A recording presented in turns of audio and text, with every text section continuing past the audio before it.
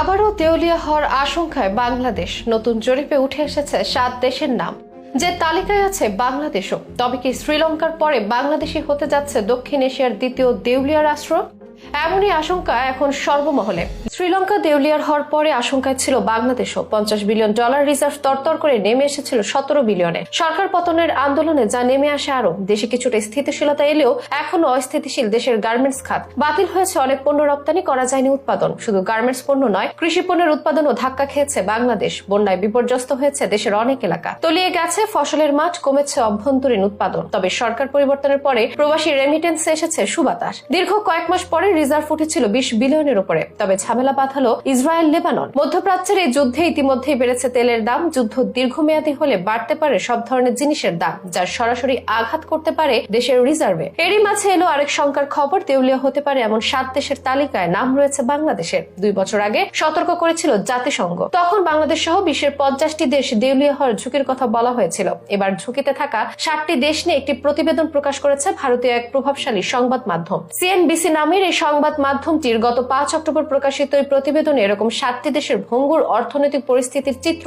তুলে ধরা হয়েছে, যেখানে বাংলাদেশ ছাড়াও রয়েছে Pakistan, Sri Lanka, Venezuela, Argentina, Zambia ও ঘানা। উচ্চ মূল্যস্ফীতি, জ্বালানি সংকট এবং ক্রমবর্ধমান ঋণের বোঝা এসব দেশকে দেউলিয়া করবে বলে আশঙ্কা প্রকাশ করেছে সংবাদ মাধ্যমটির বিশ্লেষকেরা। প্রতিবেদনে বাংলাদেশ সম্পর্কে বলা হয়েছে, বর্তমানে বাংলাদেশের মোট ঋণের পরিমাণ $156 বিলিয়ন, যা 2008 সালের তুলনায় 5 গুণ বেশি। যেখানে S&P গ্লোবালের মতো বিশ্বব্যাপী রেটিং এজেন্সিগুলো বাংলাদেশকে জাঙ্ক বা জঞ্জালের স্থান হিসেবে চিহ্নিত করেছে। এছাড়া সম্প্রতি যে রাজনৈতিক সংকট ও ক্ষমতার পট পরিবর্তন হয়েছে, তার আগে থেকে বাংলাদেশের ঋণ গ্রহণ এবং তা পরিশোধের সক্ষমতা ছিল নিম্নমুখী। এর ফলে দেশের বৈদেশিক মুদ্রার রিজার্ভ 2023 সালের জানুয়ারিতে $32 বিলিয়ন থেকে কমে 2024 সালের সেপ্টেম্বরে $20 বিলিয়ন নেমেছে। প্রতিবেদনে আরো বলা হয়, গত কয়েক বছরে টাকার অবমূল্যায়ন করেছে বাংলাদেশ ব্যাংক, কিন্তু এ ধরনের পদক্ষেপে এখনো পর্যন্ত কোনো সমাধান আসেনি। খাদ্যমূল্য বাড়ার কারণে 2025 সালে মূল্যস্ফীতি বেড়ে 10.1% হতে পারে বলে ধারণা করেছে এশীয় উন্নয়ন ব্যাংক। প্রতিবেদন বলছে, অপরিশোধিত ঋণের পরিমাণ বাড়ায় ব্যাংকগুলোতে তারল্য সংকট আরো তীব্র হতে পারে। যদিও